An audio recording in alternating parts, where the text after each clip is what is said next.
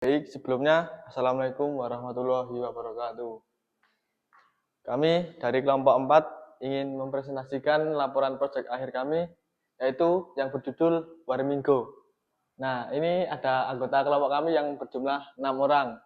Yang pertama ada Fahra Meila Putri, lalu yang kedua ada Nana Rolita Maidayanti, lalu yang ketiga ada Rizky Ramadan, yang keempat Nabil Miftahul Fawas, Adi Fadilatul Yusuf, lalu yang terakhir ada Muhammad Rafli Faturozi.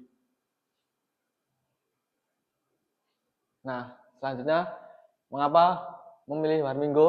Lalu Warminggo dibuat untuk kebutuhan mahasiswa dan masyarakat yang ingin memesan makanan secara cepat tanpa harus antri di tempat dari riset. Nah, di sini kami menemukan 3 masalah utama pengguna.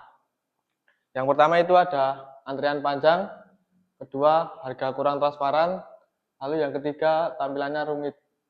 Nah, kenapa antriannya panjang? Pengguna kehilangan waktu menunggu saat jam makan siang ramai. Lalu harga kurang transparan itu rincian harga, porsi, dan biaya tambahan tidak terlihat jelas di awal. Kenapa tampilannya rumit? Karena alur pemesannya pada aplikasi sejenis dinilai membingungkan bagi pengguna baru. Nah, selanjutnya ini bagian riset pengguna. Nah, dalam wawancara penggunanya, kelompok kami melakukan wawancara dengan calon pengguna untuk memahami kebiasaan pengguna dan masalah yang sering mereka hadapi. Selanjutnya ini adalah 2 persona pengguna Warminggo.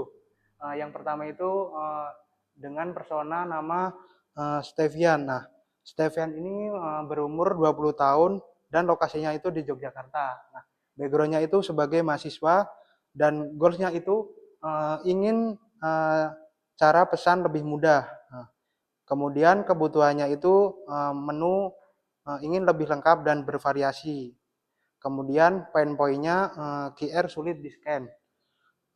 Kemudian frustasinya itu sinyal koneksi pada internet. Nah, selanjutnya persona yang kedua dengan nama Alex yang berumur 20 tahun, lokasinya di Sleman, background-nya juga mahasiswa dan goals-nya itu ingin pesan cepat tanpa harus antri lama. Kemudian kebutuhannya itu mengetahui total semua yang dipesan. Kemudian poin-poinnya itu antrian lama. Kemudian frustasinya itu menunggu lama saat pesan makanan.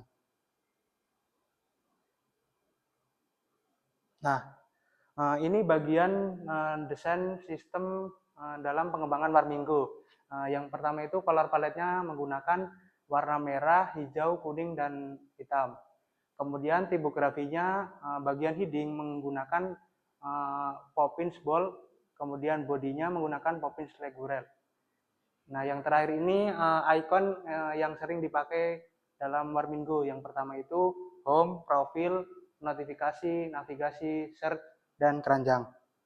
Pada bagian ini itu ada sebuah desain low fidelity-nya yang itu menggambarkan sebuah alur kerja sebuah aplikasinya yang masih dalam bentuk sketsa kasar. Di sini ada bentuk sketsa onboarding untuk masuk ke dalam aplikasinya. Selanjutnya ada sketsa untuk beranda, lalu untuk notifikasi, scan menu, pembayaran, dan checkout. Next. Nah, selanjutnya ada fitur prototyping lanjutan di Figma. Yang pertama ada overlay dan model, yaitu pop-up informasi tanpa perpindahan halaman, center atau manual position. Dan kedua ada scrollable content, yang dimana overflow scrolling vertikal untuk daftar menu yang panjang. Yang ketiga ada sticky header, dan bottom navigation tetap terlihat saat halaman digeser. Dan keempat ada variabel untuk menyimpan kondisi, boolean, number, string, miss, is, menu, open. Dan kelima ada conditional interaction, di mana satu tombol menjalankan aksi berbeda sesuai kondisi. Dan terakhir ada bottom sheet, panel muncul dari bawah untuk memilih kategori dengan cepat. Selanjutnya, di sini tampilan UI dari aplikasi Warminggo. Yang pertama itu tampilan halaman pembuka yang bertujuan untuk membangun identitas brand lewat warna khas Warmingo dengan memberikan ekspresi awal yang menarik saat aplikasi dibuka. Dan yang kedua ada Homelight. Homelight ini menampilkan daftar menu, harga, dan stok secara transparan dalam satu layar agar pengguna bisa langsung memilih makanan dengan cepat. Dan yang ketiga, detail produk atau overlay modal.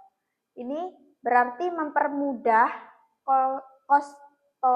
kustomisasi rasa dan porsi langsung di tempat tanpa perlu pindah halaman, sehingga proses pemesanan lebih praktis. Yang keempat, itu ada fitur pencarian.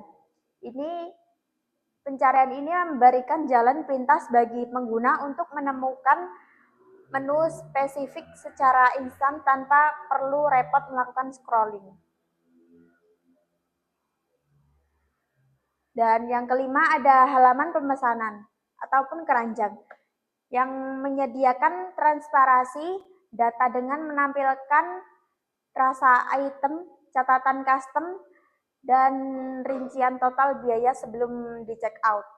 Yang keenam itu ada fitur kode QR pembayaran. Ini adalah mempercepat proses transaksi secara cashless dan meminimalisir antrian fisik di kasir lewat pemindaian mandiri. Yang ketujuh itu ada status pembayaran success screen. Ini adalah memberikan konfirmasi visual instan icon centang hijau bahwa transaksi aman dan pesanan berhasil diproses.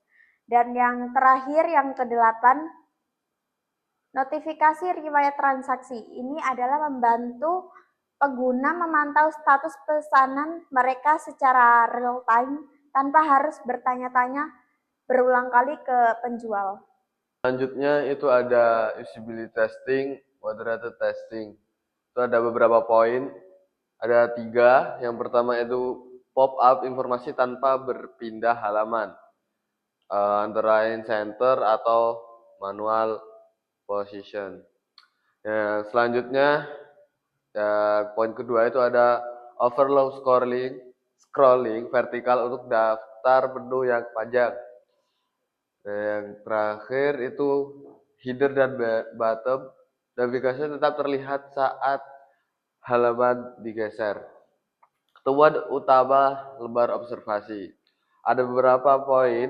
Di sini ada 3 poin yang kita temukan dalam observasi.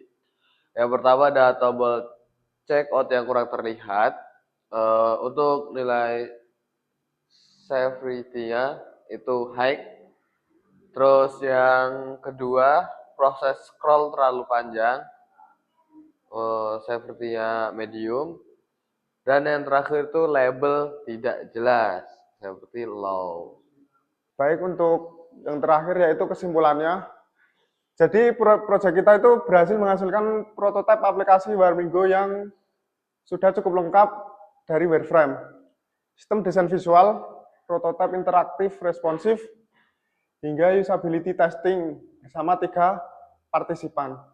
Seluruh temuan dikelompokkan dan diprioritaskan dengan impact effort matrix, lalu diterapkan pada halaman beranda, keranjang, dan pembayaran sehingga navigasi lebih mudah dan elemen penting lebih jelas dibanding versi sebelumnya.